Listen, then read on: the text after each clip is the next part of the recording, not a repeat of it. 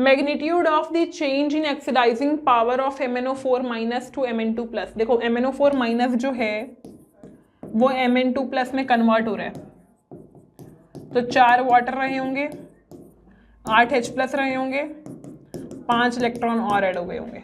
ठीक है, अब उसने बोला है कि H+ की कॉन्सेंट्रेशन अगर चेंज हो रही है और भी कॉन्सेंट्रेशन कांस्टेंट करके, तो X की वैल्यू बताओ क्या होगी। तो देखो ई सेल जो है बराबर है E0 of cell minus 0.059 by में n log concentration of Mn2+ constant है, MnO4 माइनस कांस्टेंट है, तो सिर्फ H+ की कॉन्सेंट्रेशन लेके चल लेते हैं ये।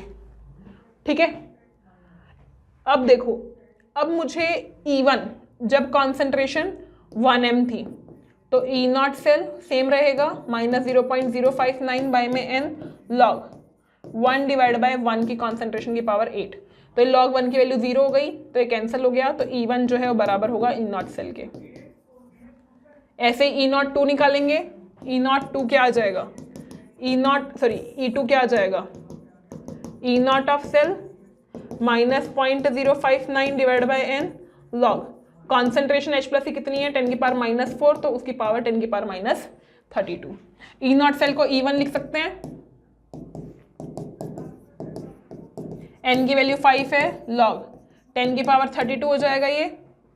E2 माइनस E1 ही बताना है अपने को, E2 माइनस E1 ही बताना है ना। If the H+ concentration is decreased from this to this, तो E1 माइनस E2 बताना है।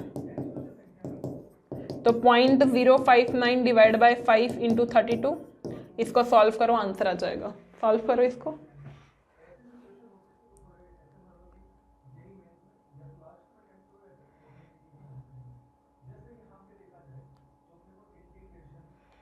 .3776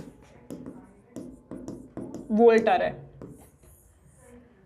ठीक है, लेकिन हमें किस में बताना है, हमें किस में बताना है, हाँ हमें x की वैल्यू बतानी है। तो 3776 इंटू 10 की पावर -4 वोल्ट हो जाएगा, तो answer is this. Clear? Okay, next question.